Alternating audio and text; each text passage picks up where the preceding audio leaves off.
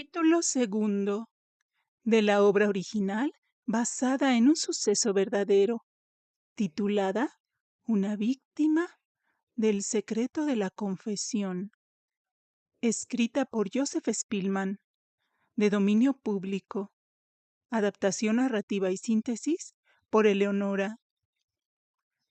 En el pequeño pueblo de Santa Victoria, todos creen conocer al párroco.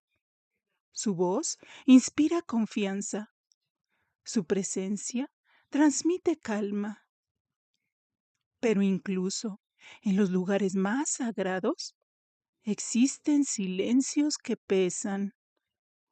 Hoy conoceremos al hombre que escucha confesiones y al sacristán que observa más de lo que parece. Acompáñame en este segundo capítulo, donde una verdad empieza a insinuarse. El párroco de Santa Victoria y su sacristán. Como suelen ser todos los domingos, aquel día había sido de gran ocupación para el párroco Monmolín de Santa Victoria. De rasgos simpáticos y fisonomía algo pálida, pero hermosa y juvenil. Revelaban su carácter severo y alegre en el fondo, ennoblecido por una juventud dedicada de lleno al estudio y la piedad, quien se había levantado antes del amanecer para hacer su meditación delante del Santísimo, y teniendo que hacer algunas labores que le correspondían al negligente sacristán, quien se había dormido todo el día. Su vida del sacristán había sido indudablemente muy agitada. Era de mediana estatura y de contextura vigorosa. Tendría unos 40 años, si bien a juzgar por los rasgos de su fisonomía, cualquiera le hubiera atribuido 10 años más.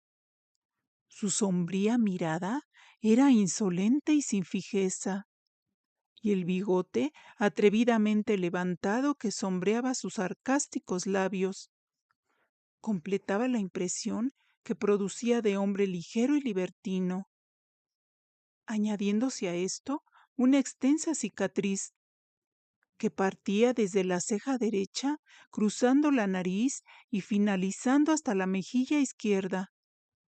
En verdad, no podía tener el rostro más chocante para el cargo de sacristán.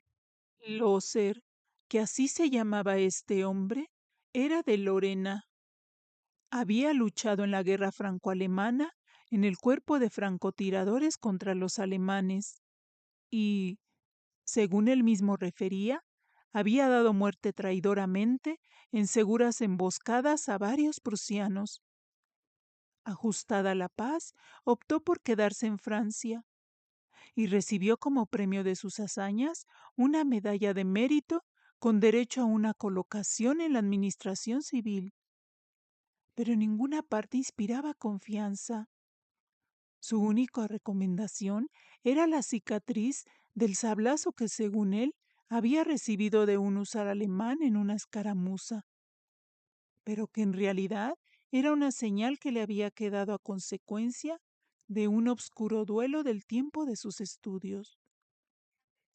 Habiendo ejercido sucesivamente varios empleos, en todas partes había sido despedido por su falta de puntualidad, así que anduvo de un lugar a otro hasta llegar a la Provenza, y gracias a su locuacidad y a la cicatriz de la herida recibida, según él, por defender la patria, logró ganarse la protección del alcalde de Santa Victoria.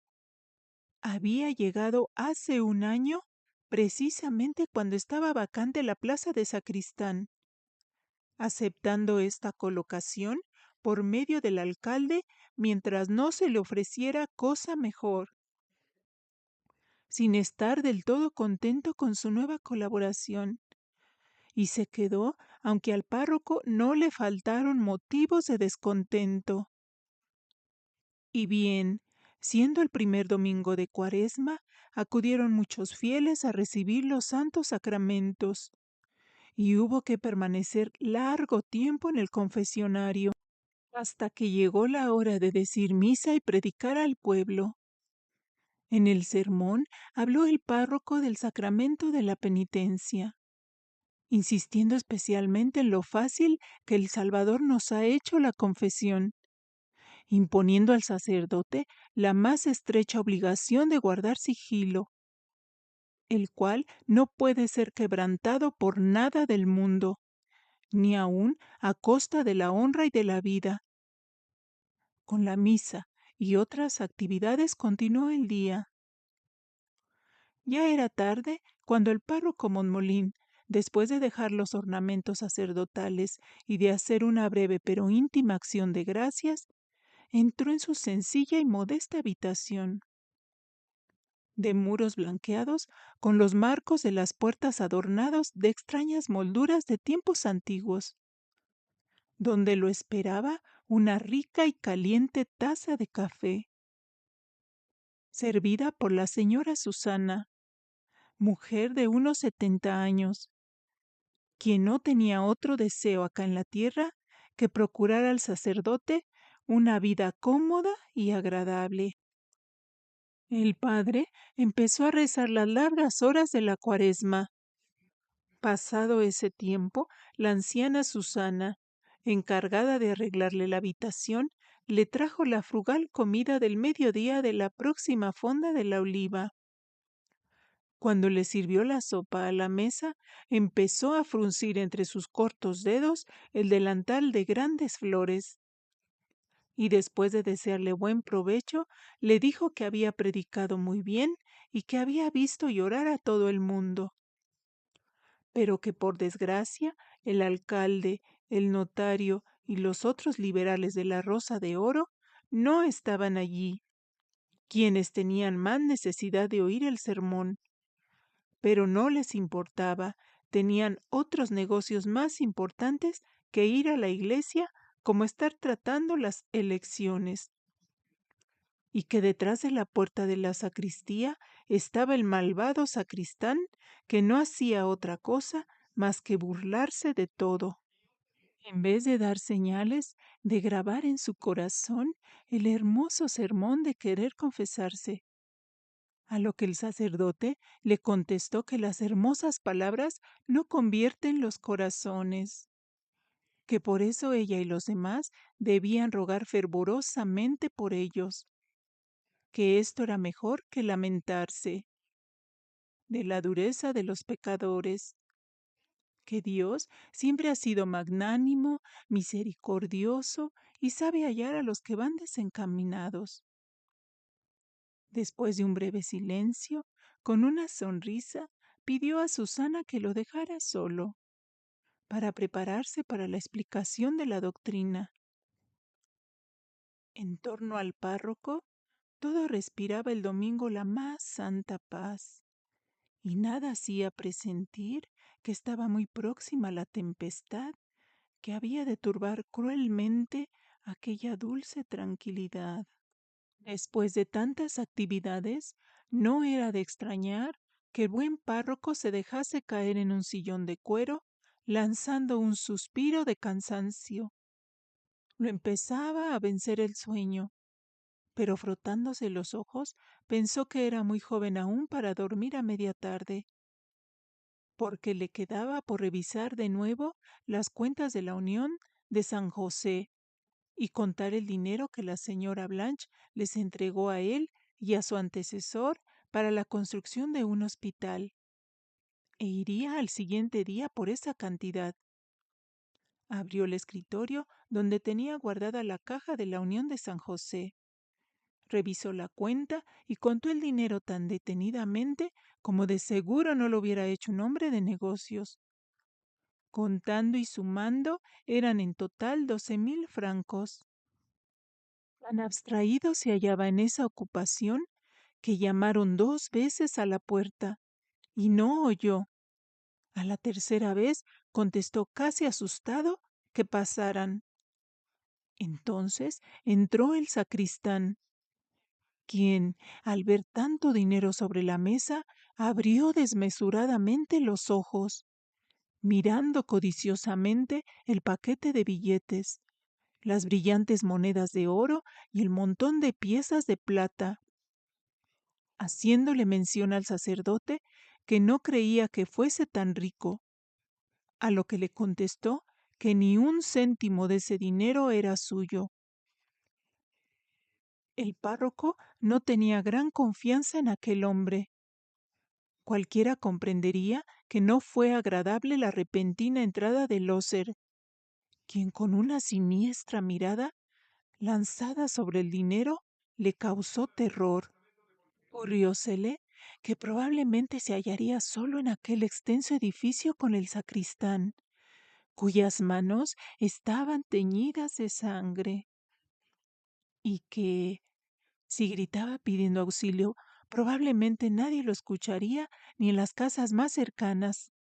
Involuntariamente se levantó, colocándose entre él y el dinero, y puso una silla delante de sí para tener siquiera algún medio de defensa, repitiéndole que ese dinero era de la Unión de San José y estaba destinado a la construcción de un nuevo hospital, que la señora Blanche iría por él mañana o pasado mañana.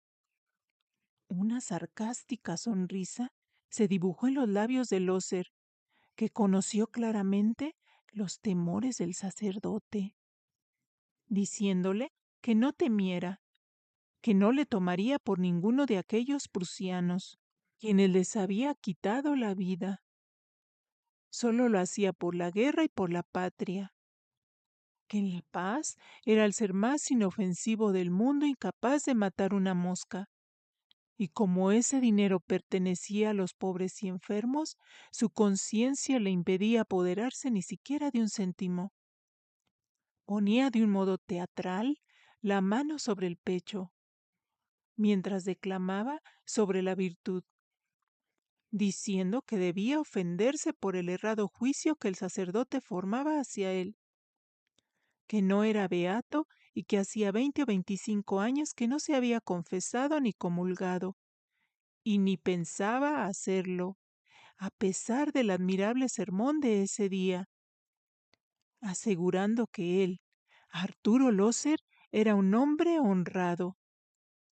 Mientras tanto, trazaba con todos sus pormenores un plan que estaba en la más abierta contradicción con sus palabras.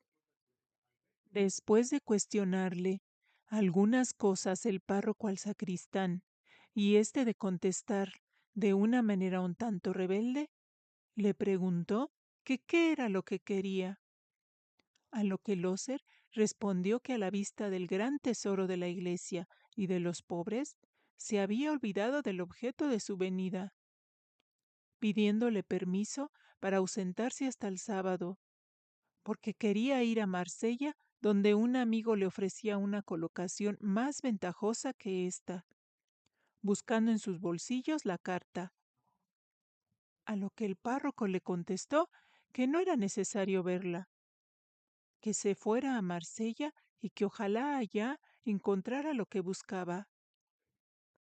El sacristán le mencionó que saldría esa misma tarde, pidiéndole al sacerdote del dinero que estaba sobre la mesa, a lo que el párroco le dijo que ese dinero no era suyo, dándole de su bolsillo una moneda de 5 francos, siquiera por verse libre de él.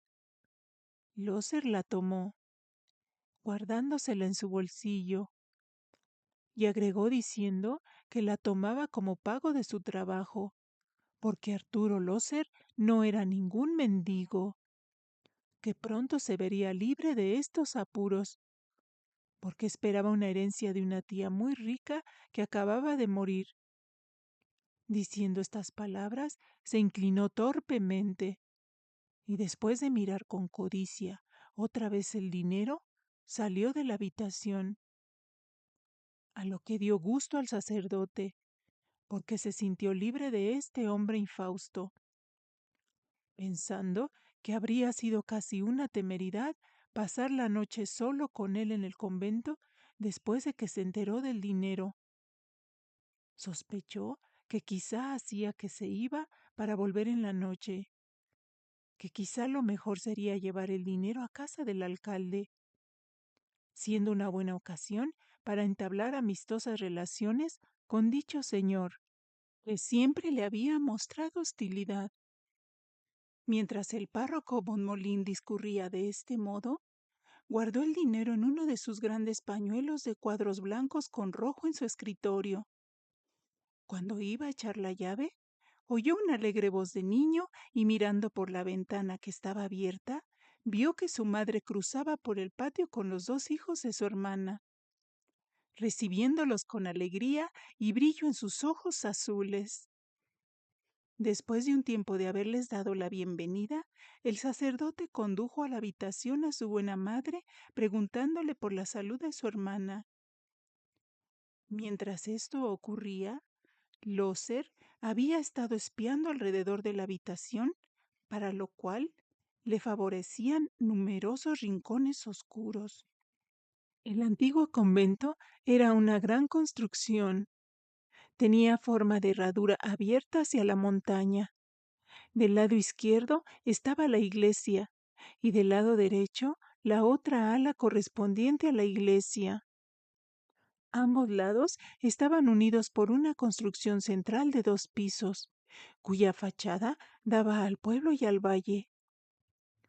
En una esquina de esta construcción central vivía el párroco, en un cuarto especial donde se cruzaban los pasillos que llevaban a la iglesia y al ala derecha. Este cuarto había sido antes el aposento de la abadesa, desde donde podía vigilar el convento. Cerca del cuarto del párroco había un pequeño dormitorio privado y un pasillo estrecho que servía para dar luz a los corredores. Enfrente del cuarto del párroco, en el ángulo interior de las 2 salas del convento, había un pequeño aposento oscuro con una puerta al ala de la Santa María y al ala de la Magdalena. Celdas con largas galerías. En este espacio negruzco, que probablemente había servido de cocina de la enfermería, se veía un hornillo para el servicio del párroco. La antigua cocina del monasterio estaba en una habitación abovedada del piso bajo. En este antiguo monasterio, Loser permanecía oculto espiando. Cuando oyó al párroco saludar en voz alta desde la ventana, y poco después lo oyó correr por la galería en dirección a la escalera. Seguro de que el saludo del sacerdote había de durar algún tiempo, se atrevió a entrar en su habitación, cuya puerta había quedado abierta. Se enojó y maldijo porque el dinero ya no estaba a la vista, pero vio puesta la llave en la cerradura del tocador. Echando un vistazo, se percató de que el dinero estaba envuelto en un pañuelo. Se sintió tentado a tomarlo y llevárselo, pero la prudencia venció esta vez a la pasión. Esa misma tarde se notaría la falta, y no podría escapar de las manos de los gendarmes. Retirando de mala gana la mano del pañuelo, cerró el escritorio, tomó la llave pensando en que le facilitarían las cosas. Además, el párroco creería que la había extraviado. Apenas había guardado Loser en su bolsillo la llave, se volvió al corredor, no sin haber dirigido una mirada investigadora a la alcoba del párroco, para esconderse otra vez en la oscura cocina. En el momento que ya se oía a la niña Julia, que subía cantando por las escaleras, rápidamente desapareció por la puerta que daba al ala de la Magdalena y bajó por la estrecha escalera de caracol que al fin del corredor conducía al piso bajo. Entrando a la pequeña cocina, obscuro aposento con 2 puertas y una pequeña ventana en el ángulo interior de las 2 salas a que nos referimos antes. Le pareció al sacristán a propósito para sus designios. Miró atentamente en torno suyo, tiró del cajón de aquella y empezó a examinar lo que en él había. Llamó su atención un agudo y afilado cuchillo que tenía marcadas las letras FM en una chapa de plata que había en su mango negro. Probó con el dedo la punta y el corte mientras decía para sí que era de buena punta, y tomándolo a modo de puñal, dio un golpe en el aire. Luego lo dejó en su sitio y cerró el cajón. De allí se dirigió a su habitación, que era la antigua portería junto a la entrada del convento, donde se encerró para meditar tranquilamente su plan. Una hora más tarde se le vio salir en traje, con su sombrero, su bastón y un pequeño equipaje a la espalda. Cerró la puerta y se llevó consigo la pesada y antigua llave cubierta de orín. Dirigió sus pasos a la Rosa de Oro, hostería de la aldea, ordinariamente muy visitada los domingos, y en la que aquel día hormigueaban los concurrentes en torno del mostrador, mientras que el tío Carrillón, con el negro gorro de terciopelo en la calva y ceñido el limpio delantal blanco, iba y venía muy afanoso entre los parroquianos que fumaban, hablaban de política o bebían su vaso. Viendo entrar a Loser con su sombrero, bastón y mochila, le preguntó que hacia dónde se dirigía, a lo que el sacristán alzó la voz para que todos lo oyeran, diciendo que se dirigía a Marsella esa misma noche a recoger una pequeña herencia allá en Lorena, donde había fallecido su tía, que había sido muy rica, agregando que la parte principal se la habían llevado los curas porque su pobre tía pertenecía al número de beatas y que a él, su sobrino impío, le había dejado una pequeñez de 40 o 50 mil francos, que regresaría hasta el próximo domingo porque los prusianos no querían entregarle el dinero por haber combatido contra ellos. Todos lo felicitaron por su herencia y haciendo mención que acudiera a las instancias correspondientes para poder cobrar su dinero. Loser les dijo que todo se solucionaría. Luego sacó la llave de su habitación juntamente con la de la puerta del convento y se la dio al dueño de la hostería. Quiso despedirse, pero el tío Carrillón no le permitió que se fuera tan pronto. Hasta entonces nadie había descubierto en Loser que era un hombre vicioso e impío. Pero ahora todos convenían a voces en que era verdaderamente un ente superior y felicitaban al sacristán por su próxima dicha y su futura grandeza, los mismos que al tío Carrillón por su grandiosa perorata. Este, no poco satisfecho de su elocuencia, daba apretones de manos a los concurrentes. Luego se sentó junto a Loser en la cabecera de una mesa, y el crepúsculo vino antes de que el sacristán dejara la Rosa de Oro, para tomar el camino a Aix, acompañado de algunos jóvenes hasta los Cuatro Brazos. Hemos llegado al final de este segundo capítulo, donde una mala decisión acompañada de codicia podría evitarse si se encomienda el alma y los negros pensamientos al verdadero y único amor.